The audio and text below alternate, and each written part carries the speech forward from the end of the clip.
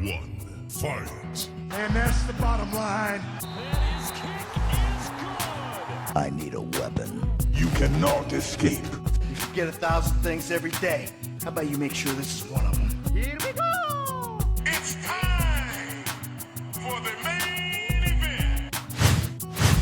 What's up, everybody? Welcome to the Single Player Experience Podcast, the premium podcast where single player gamers can find about good single player games to play. And as always, I'm your host, Sebastian Mauldin, and joining me today, he is the Jimmy to my Jey Uso. He is the Hulkamania to my Road Warrior. He is I guess you could say, the Randy Savage to my Elizabeth. Everybody, ladies and gentlemen, he's from Boss Rush Network. He's Josh Martinez. Josh, how you doing today? Good. You know, I'll take that over being the Triple H to your Rock. So that's a good point. That's a good point. You know, when I was like randomly thinking about those, I was about to say he's like the Nate to my like Arn Anderson, but I was worried I wasn't going to be able to say Arn Anderson very well, so I kind of skipped over that part. But anyways, how you doing today, man? Everything's good? oh, it's good. Are you a big fan of the WWE game series as well? Yeah. So I've had 23 and 24. I'm not convinced I'm going to pick up 25, at least not at launch.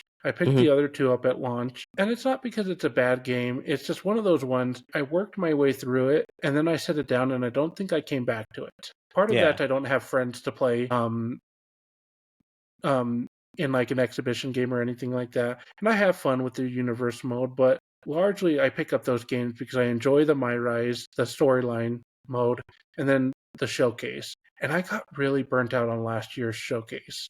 It's the setup of it. The idea is a great one. It's tedious. And it's like hit with 3 hard combos and now do a revert. And it's just like when you lose, you don't go back. You have to start all over. And some of those want like 16, 17 sequences in a row. And the idea was great to go through most of the WrestleMania matches, but then you couldn't even go through some of the bigger ones because of contracts. Like you couldn't do WrestleMania 30 Daniel Bryan because he's Bryan Danielson over at AEW, and they weren't doing that. Again, there's a lot of other reasons around why Chris Benoit's not in there, but that's a big moment too from WrestleMania 20. God, it's still one of my favorite WrestleMania moments too. And it's just like, it's hard given what happened after that, but like that's not going to be in there. It's just, the idea was great. It's just poor execution, and I got burnt out very quickly on it. I'm intrigued with the Bloodline thing that they're going to do with 25, but again, I was intrigued with WrestleMania, and I came out just like, man, that was a slog to get through. So yeah, it's weird though, because like on the Bloodline stuff, a lot of the story, the victims of Roman that built the island of relevancy, is like Daniel Bryan, who's not going to be in this game, so he's probably not going to be in the storyline. He stacked Daniel Bryan and Edge at WrestleMania, so like neither one of them are probably going to be in this game either. So I'm like, his whole reign was built around like 5 matches with Brock Lesnar, and Brock is probably not going to be in this game considering the lawsuit and allegations against Brock. You know, so I'm like, that's 3 major feuds that I know that built up the iconic reign of Roman Reigns there. So I'm like, unless we're going to fight Kevin Owens for like 20 times in a row, Kevin Owens, Rey Mysterio, John Cena, I'm struggling to think of other like moments that were like main pivotal moments of the Bloodline, unless they're going way back to Yokozuna, Sika. They are. So I watched a video of it. They're doing all the way back to Yokozuna, the Head Shrinkers. Like you're doing what is it, WrestleMania 8 with Yokozuna and Hulk Hogan? Like you're doing that back. So I think that alleviates the Roman reign, because it's not just Roman Reigns. They're doing what WrestleMania did last year, where you're hitting specific matches in the entire Anoa'i's family. So you get, I think they're having you do Rock and Triple H ladder match at SummerSlam 98. Oh, okay. So you're gonna get a couple different ones. I think I saw Rosie making an appearance on there. So that'd be nice. They are going to go out, because I think with all those guys that you just mentioned not able to be put into this, it's got to be Sami Zayn, Roman Reigns as one of those matches in there. Yeah, I thought that was a big one. You could go Roman and Jay, because that's a bloodline on bloodline. Especially in the sale, right? And you could do that. You could go early in the Roman Reigns dynasty, or you could go the end, the one that birthed main event Jey Uso. So you've got a couple different options there. I think you got some, but if we were going to do a whole showcase mode on just Roman Reigns' bloodline reign, there's no way. Half of the most, in my opinion, one of the most iconic matches was that he stacked up Daniel Bryan and Edge to pin them, and you can't even show that. If you're going to show it, you're just going to have to blur their faces. Like, we don't know who they are, but we all know who they are. Yeah, show the bodies basically without their heads. And that's the other thing. I complain, and I get why they have to, but the blurring, there's so much blurring in there that it's like, It is. I mean, I get why they have to, but it's like enough that it takes away from the game, in my opinion, just because I'm looking at half the screen being blurred. Again, I understand why they have to do it. It's more just a preference on my part. So I don't know. I'll pick it up. I'm just not going to get it at launch, most likely. So I want to ask you about, like, I think the most controversial aspect about this game. I would probably say the most controversial aspect is probably the new island mode. Mm-hmm. And, I say this because I've also played the W2K games, and I know the model that they're basing this off of. Like, in the W2K games, you have the My Career, which became the My City, and everything that followed, So I'm like, I know where they're going next, and it doesn't feel great as a consumer because, like, the mode that I'm talking about is tied to DLC. Like, is notorious, not DLC, but like microtransactions.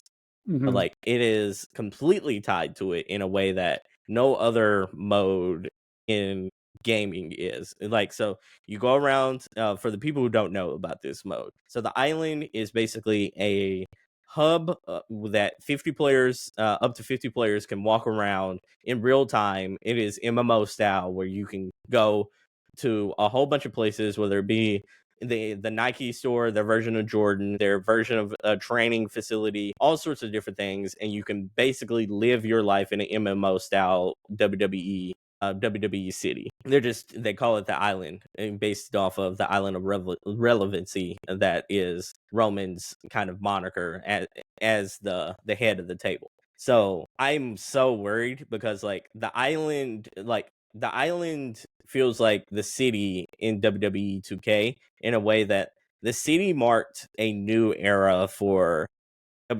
NBA 2K, to where, like, it became so microtransaction heavy. It's like, that's the point. Like, when they started introducing that part of that aspect of My Career, it was the point of no return, to where, like, you couldn't. It was the people who basically played that game. They immediately went and purchased like a $50 voucher that would allow them to basically buff up their person from.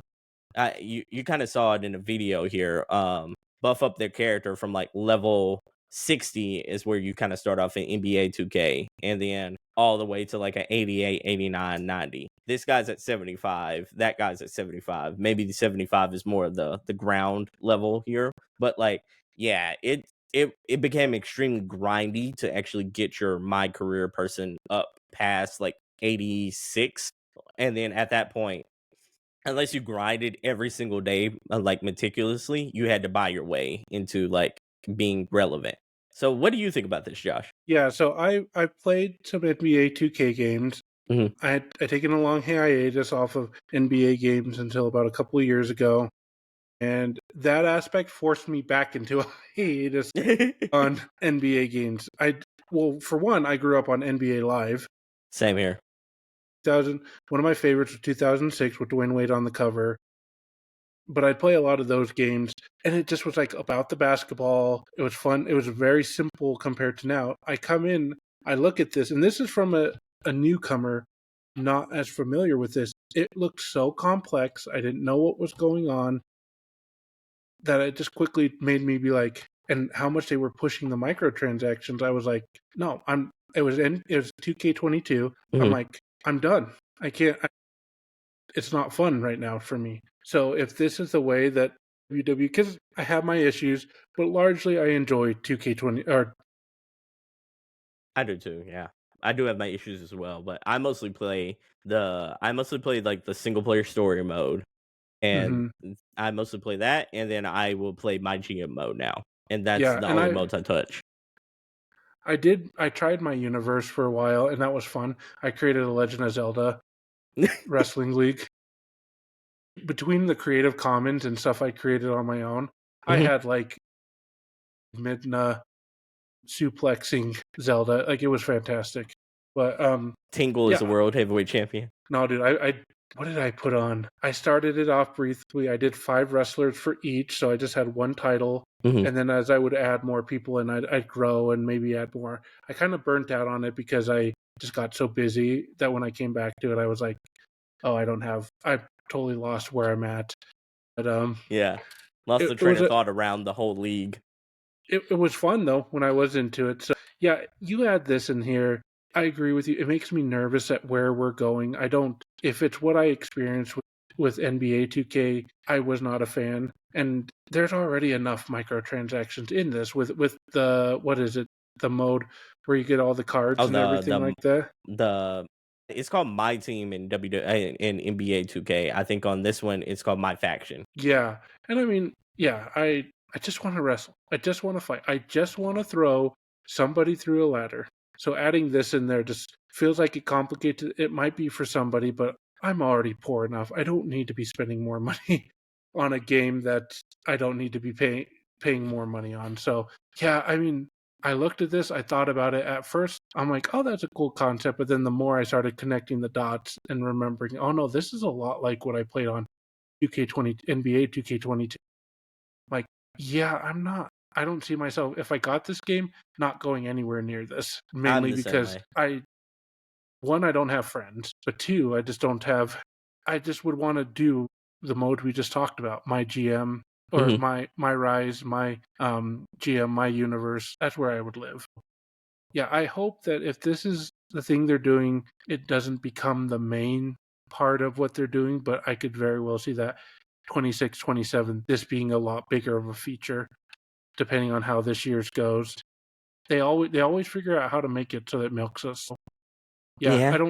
I don't love that this is the direction they're going, which I is don't either. I unfortunate. almost wish, like, in a lot of other different things, they take like they take an IP and then they'll do like different they'll do like different iterations of that IP. Like Zelda's a good example of like you have Zelda, but then you have several different spin-offs of Zelda. You have the Echoes of Wisdom style, you have like the 2D style with all those. You also have the mainline games, which is more of the 3D open world games with the Switch iteration. You have the dungeon style games. I almost wish like if WWE did this, I wish I had the WWE back or the WWE 2K back where they did like a battleground style arcade game and then a super huge like simulation game. And then just do a MMO. Like Final Mhm. Fantasy does this really well with Final Fantasy. I believe 14 is the MMO, right? So I'm Yeah, like 11 and 14. 11 and 14. So I'm like, let those be your MMOs. Let people live and breathe those if they so happen to choose. And just have your yearly installment games on the side. Have your cake and eat it too. Like there's some people who are gonna very much double dip into that. I wish they were just separate purchases to where like, oh, I want to play the latest simulation game from this year's game. Let me pay since you're cutting out of mode, let me pay like $40 here and then get that type of experience where it's super like it's just basically WWE Mhm. simulator manager versus having to pay a whole package where I'm only going to play 1 or 2 modes. Yeah, and that's the tough part with this game is when I played 2K24, I enjoyed it, but when I was done, I was like, I'm really burnt out. And I think Yeah. had I just come in to play Universe or GM mode, because I enjoyed GM mode while I was doing it, but I just, after I had gone through some of the, some of those My Rides last year's were weird. I was They like were so really ready to weird. move on. Like when on the female route, when she's like turned into a straight up demon, I'm like, all right, man, it's time to go back and play with actual demons rather than wrestling demons.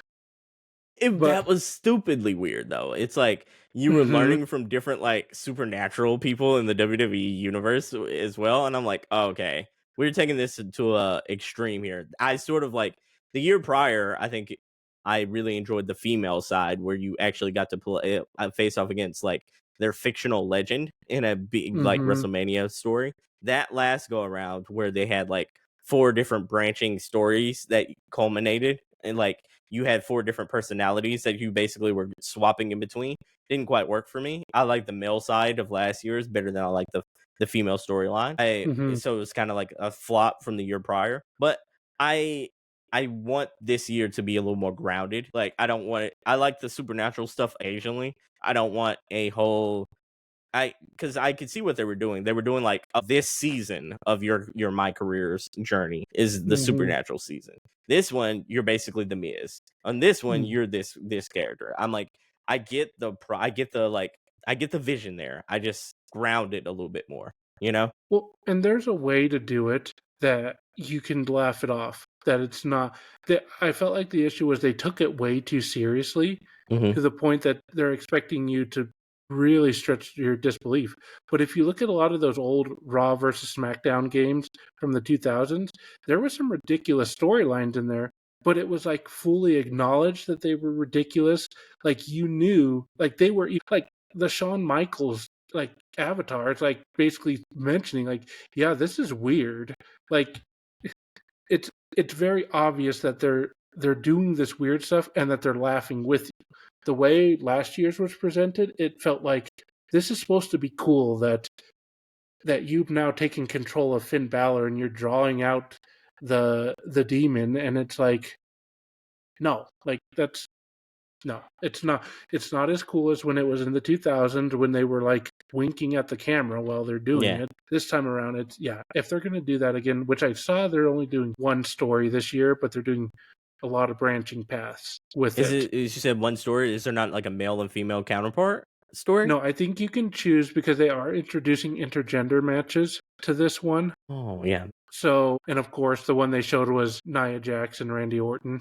So that's what they were advertising that with. So I think you can pick your character. You might have to play it a couple of times because maybe there might be certain branches that are locked, but it's all going to be within the same general story, which is a nice change that you're not having. Because that was the thing. I'd get through one of the stories and I'll be like, all right, I'm done. But then it's like a whole nother one that I'm like, and they were so many like little call outs from the first story to the other story that I'm like, okay, I'm just going to play it. And then by the end, I'm like, I'm so done with. I did the male route first and then I did the female one. So by the end of the female one, I'm like, burn out. I'm done. I'm like, I don't care how many dream sequence matches I'm having with Stephanie McMahon. I can't handle this anymore. Nah. I completely understand that. I want to ask you one last question about WWE 2K, and so there's a famous YouTube personality in the gaming community, Greg Miller from Kind of Funny. He came out and he's been campaigning for WWE to say that basically for WWE 2K to revitalize their games and turn them into a like my service platform. Almost kind of like what I said with the MMO style, but just make everything a live service to where like you constantly, his argument is that we constantly would get updates if it was a live service, whereas B2K, the unfortunate side effect is that by the time these games come out, we're almost like 3 or 4 stories past the point of like where they shot in WWE 2K. So I'm like, with a good example is like in WWE 2K, one of the features right now is that like you have the new version of the Bloodline in the game. New version of the Bloodline doesn't really exist in this point in time, like especially in this iteration where Solo is running it. It almost feels like by the time WWE 2K comes out, the game's already 6 months out of date in real terms. And that's always like because I mean that's been the issue with all the other sport ones. I remember in particular going back to I think it was Madden 09 when Brett Favre, nobody knew where he was going, and the game has him on the cover in a Packers jersey, but then they offer an update of him in a Jets jersey. But I'm like, he's on the cover in a Packers jersey, even though he left. So it's like, it's out of date. So it's the same thing here. Because last year, what was it? We were it was 2 years ago when Sami Zayn had already turned on Roman Reigns. But by the time we got the game, they're still running around in an honorary Uce shirt. Like he was still part of the bloodline, but we had just had that amazing Elimination Chamber match and that payoff, and now they were teasing toward it wasn't official when the game came out, but they were teasing toward the Kevin Owens, Sami Zayn, and versus the Usos. But that game didn't reflect that. So yeah, it's a tough spot given that it's already outdated, because what you're having here on the screen with Jacob Fatu in the background, that man should be front and center. Yeah, for sure. For sure, he's a beast. But like, I could see his argument, because like on the other sports games, of like whether it be NHL, whether it be like NBA 2K or vice versa, like for the most part they issue out roster updates. So I'm like, you do get those. I guess you could say, like, it still hurts my soul to even say this out loud, but like right now I can play NBA 2K and Luka is in the Mavs jersey. Luka is in a Los Angeles Lakers jersey. As a Dallas native, again, hurts my heart to say that out loud. But Right. oh my goodness, I'm fuming, absolutely fuming. But no, like, but on this game, like all the models are out of date, like hairstyles out of date. You got roster people who are currently, you got people who are in WWE 2K TV, and they have been for a very long, like a sizable amount of time now, that aren't going to be in this new installment of the game. Like, I would say probably like a good chunk of the NXT people from like nowadays aren't going to be in this game.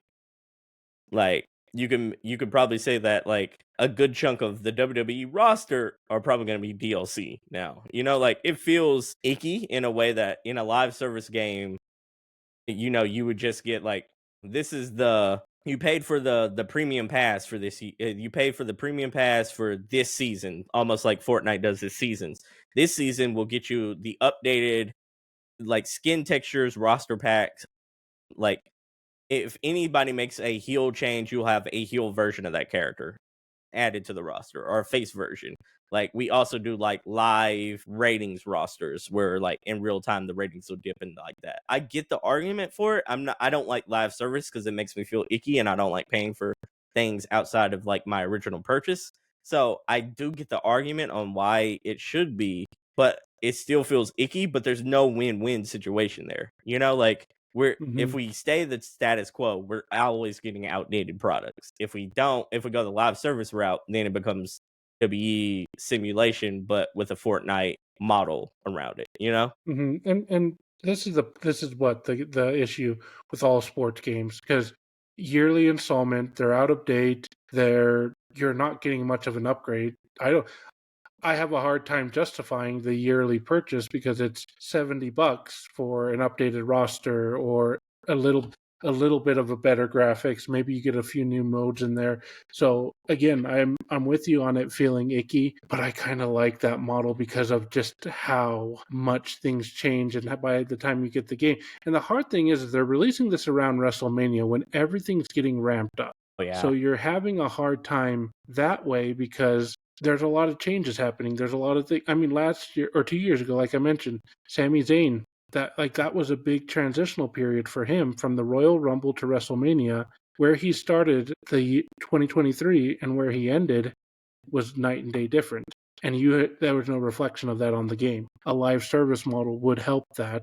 I think it's just one of those tough spots that, like you said, the status quo isn't working. You've got people who I would love to get this game day one, but I have better uses for my money right now, because the last two were fun, but I'm not enough for me to say I need this day one. Yeah, Would I that's do rough. differently as a live service? Maybe. I don't know. But a change would be welcome in this sphere right now. Would a live service model where like all the characters are updated, they updated like the GMs, all that kind of stuff, and you got like a huge update every pay-per-view, when you're probably thinking like, oh, I can go for a round in WWE 2K. Would that be like a shot in the arm, to where like every pay-per-view I'm getting the newest pay-per-view, the newest roster additions with all the characters circling around that pay-per-view? Or you got like and then you get like the match types associated with like that pay-per-view, no matter like if it was a ambulance match or anything like that. And you also get to play like, because I think it'd be a really cool thing in UFC games, like they have the the roster card for like UFC 300 or 301. They have it on UFC 5 to where like, oh, it's automatically, you can play that whole card if you want to. Like it'd be really cool to like play out a card that was already pictured out instead of you having to go to My Universe mode, enter in every single character and reenact the card that way. You know what? If they lowered the price, because I think, like, for example, I think Final Fantasy 14 sits at like $20 to $25, well below a typical game. If they were to lower the price quite a bit on this game, and they were to give me these updates, I think it would give me enough to want to be involved a lot more with it, because I would love to see the updates, and we haven't even talked about this, but you could do a lot with that because you still got a TNA roster that's now in an agreement with WWE that you could, in a live service game, you could easily bring over. Maybe Joe Hendry's doing another package over at NXT. So now you get a couple months of being able to play as Joe Hendry, and then when he's back to Impact, your Joe Hendry's off, because you're not going to get that in the yearly installment version. You're not going to get any TNA wrestlers, but if you did a live service, you could get a couple months while they're doing something in NXT or up on the main roster. You could get that, because I guarantee now that they have a partnership together, like maybe you get like the live service pack. You know how like on Fortnite you buy like all the bundles, you could buy like the Naruto bundle, and so I'm assuming I've never actually played Fortnite like that, but like, so like you can maybe get the TNA like current roster, and then like there's another pack that says like, this is the TNA historic pack, and you get like retro AJ Styles, like a retro Bobby Roode, you know, like all those guys that are currently signed with WWE, to where you get their old school TNA versions, the Motor City Machine Guns TNA versions of those guys. You would get a lot more flexibility in that sense. I think the idea is if they were to do a live service, they would have to do it right. It would have to be justifiable. That's putting a lot of faith in video game developers that not a lot of us have right now. So for sure. I think in theory, I think it would be the preferred model. But theory is never reflective of reality. So I think that the problem is they're going to find a way to keep milking us if they do it that way. Even though they might give us what we want, we might be paying a lot more than if we just paid the $70 once a year to get the update. So I don't know. It's such a tough spot, because in theory, I would love to get that live service update. I would love to be able to just buy one game for $25 and then just pay whatever for the seasons. Yeah. And if I don't really want to update for Backlash, that's fine. Maybe I save my money for SummerSlam or whatever I just need to do, but I just don't have faith that they're going to do something that would be actually beneficial and not just milk us dry for our money. So yeah. And the island is a good representation that as of right now, they don't have that interest in their mind. I think I'd rather get the whole live service game than the island itself, because exactly. I think I'd rather get that. Josh, we've been talking for a little bbit. I want to ask you just 3 questions before we go. The 3 magic questions. I know it's getting late over there. So first question: top 5 5-time games of all time or wrestlers of all time. You get to choose. Which one are you going to do? Let's go games, because we've talked a lot about wrestling today. Hint, if I did wrestlers, number 1 to The Rock. Attitude Era boss. Rock. Yeah. Final boss Rock anyway. I'm going to go in no particular order because the order changes. Did you say Attitude Rock is number 1 for you? Yeah, because that's what I grew up on. I would say heel 98-99 Rock. I really liked that version. Corporate Rock. I liked Just Bring It Rock. He was good. I like Hollywood Rock. Final Boss Rock is really good. But there was something and I think it's Royal Rumble 99 in that match where he hit Mick Foley way too much in the head. Like 20 times over the head with a steel chair. But the way that, if you take away the very serious CTE concerns in that, the way that there's a bloodied Mick Foley on the floor, passed out, and Corporate Rock spreads his legs, stands over him, holds up the title. I'm like, that is a bad man right there. It is. And for me, as much as I hated I've played football. I'm very close to football. I know what CTE does to you. As much as it's very cringeworthy to watch that match, given what we know today about head injuries, the way that The Rock played his heel role in that is just masterful. It's not this, and I say this with all love to Dirty Dom. It's not the Dirty Dom version of a heel. That's a straight up, I'd say Kevin Owens is nearing that level of villainy with him hitting those package pile drivers on everyone. Yeah. Just it's like it's a nasty heel. It's almost like Edge was in 2006. That heel that you're just like, this guy is just a bad man. The vilest of vile humans. And Triple H was probably the person that I grew up with. It was like, this is the scum of the earth. JR was cussing him out, calling him all sorts of names. Oh, I love it. My favorite YouTube video is where I think it's like called JR Really Hates Triple H, and it's just a 30-second montage of him just cussing out Triple H. But that, I would say that early 99, late 98 Rock is my favorite. But the problem is I just really like The Rock from about 98 to 2003. Just all of that he was about was just, he's the reason. And here's my thing. I wasn't allowed to watch wrestling much as a kid because of what they were doing in the Attitude Era. I'm younger.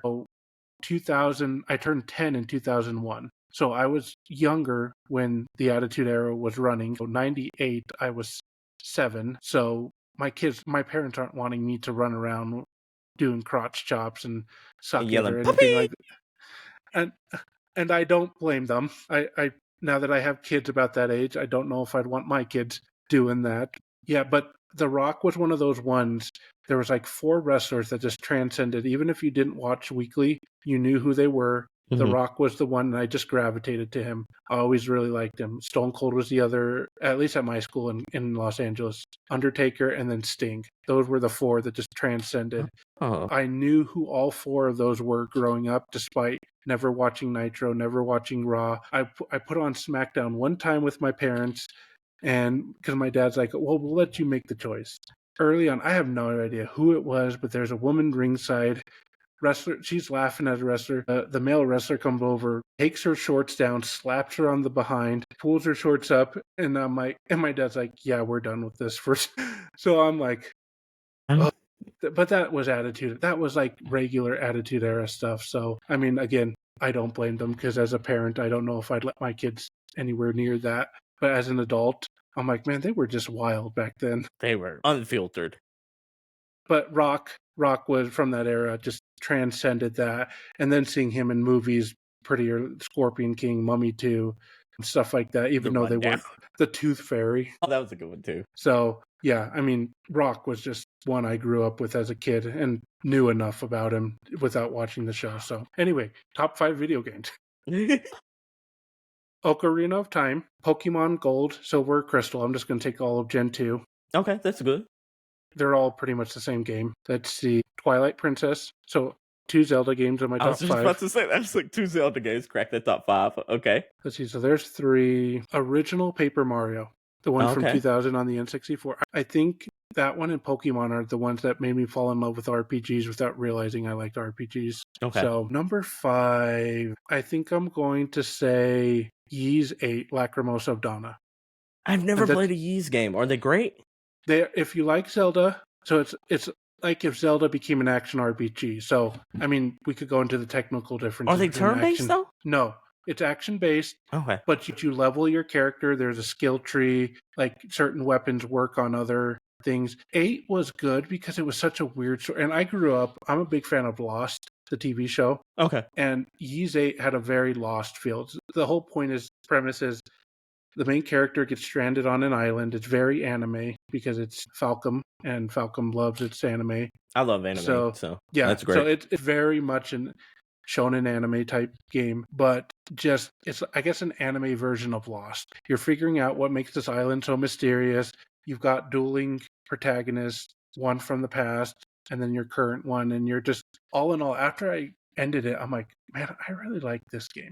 I would say it's either, if I'm going a modern game there, it's either that one or Horizon Zero Dawn. I love Zero Dawn. Love me some Zero Dawn. So there's 6. I would say those 2, Ys 8 and Zero Dawn, are tied for 5th. Ys 8 specifically, is that a good starting point for the series? I think so. It's my first one. Okay. There's some other ones. So the older games, this series has been around since the 80s. It's one of those like low-key unknown RPG franchises. Yeah, because I'm looking at it. It looks like there's 13 of these bad boys. Yeah, so 10 just came out. And then there's some crazy history. Like there's 2 versions of 4 that were made by different developers. There's some confusing, but if you want to get into the gist of this game, Ys 8's a good starting point. Ys 7 was also popular. Memories of Celceta is a remake of a PSP game. Okay. Or a Vita game. I'm trying to remember which one that one was on. But those ones, 7, Celceta, and 8 kind of are what the franchise is now. A lot more modern elements to it. Anything prior to that is going to lean more to what the franchise used to be, albeit not that different. They really turned a point, I would say, with 7 and 8. Are they 8 huge RPGs, or are they kind of smaller scale? Or this is like 80 hours? No, so 8, I think How Long to Beat has the main story at just under 30 hours.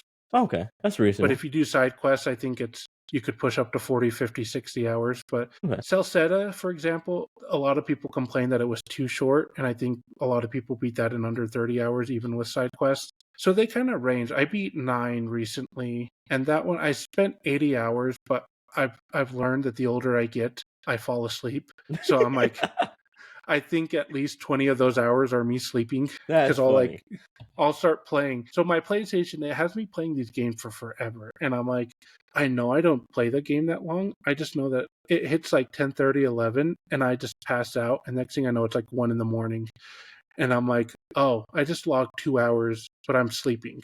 Controller dead as a doorknob. Yeah, I was plugging in my controller every night for a while there. So, and that was because I'm new to teaching, so mentally I'm drained. I sit down, I play, get 45 minutes in, boom, out. That is funny. So lately my play times have been very skewed, and I don't know. I guess I haven't had my PlayStation set up to fall asleep quickly. Because it's on still when I'm waking up 2 hours later. So it's straight up. And it's always, I fall asleep in like the city portion. So nobody's killing me. So I'm just standing there. And yeah, so it says I played it for 88 hours, but I'm pretty sure I beat the game in under 60. So it's one of those ones. If you just go for the main story, probably get it done in 30 or less hours. And it's fun. I enjoyed it. So I recommend it. Okay. Second to the last question. What is your single player video game recommendation for the episode? Is it? Yeah, let's go with that. Ys 8. 9 and 10 are more recent, but if you're looking to really get into it, see what this franchise is about, see what they could do, I think 8 is better than 9. I haven't played 10 yet, so I can't judge that, but I've heard very good things about 10. But Ys 8, Lacrimosa of Donna, it's constantly on sale. It's a PS4 game. I mean, I think I grabbed it for like $12 on the Nintendo eShop. It's constantly on sale, so watch out for that. You could get it probably for less than $10 at some point, so it's worth every penny. All right, my last final question. Where can they find Josh, the Brahma Bull Martinez? Where can the good people find you? So, like I said, like you mentioned, head over to bossrush.net. You'll find a lot of the work from our amazing writers, myself. I know you had David Lasby on a couple of weeks ago. Yeah. So, come check us out over there. I don't know why I do it to myself, but I'm still on Twitter. I think I'm clinging to what Twitter once was, and it's not. And also, I'm like, do I really want to go build? Well, I'm like, do I really want to go build another account? Not really. So you can find me on Twitter, jmartinez064, tweeting about my wrestling thoughts into the wind, tweeting my wrestling thoughts amid a sea of hate and everything else that's on Twitter right now. So I'm over there. Boss Rush, probably the best 2 places to catch me. So, all right, Josh, man, thank you so much for doing this. I know we've run a little long, but I very much loved having this conversation with you. This was a blast, and I felt bad. I felt like I was taking too long sometimes too, but no, blast. It's only 10 o'clock. I don't normally fall asleep at the controller till 10, but we good. Yeah, okay. I was just trying to be cognizant for you, man. But no, it is such a great time having you on. Next time we gotta talk, gotta catch up on all things wrestling, because I need that outlet too. If I'm being honest, my wife does not watch at all, so I need that outlet as well. But thank you so much for doing this, everyone. This has been the Single Player Experience, your premium podcast where you can find out good single player games to play. You can find out about all things happening with single player games. Keep an eye out because we're dropping episodes weekly. I've been Sebastian. That's been Josh the Brahma Bull Martinez. Until next time, stay safe, stay gaming, and enjoy that single player experience. We out, y'all. Bye. We out.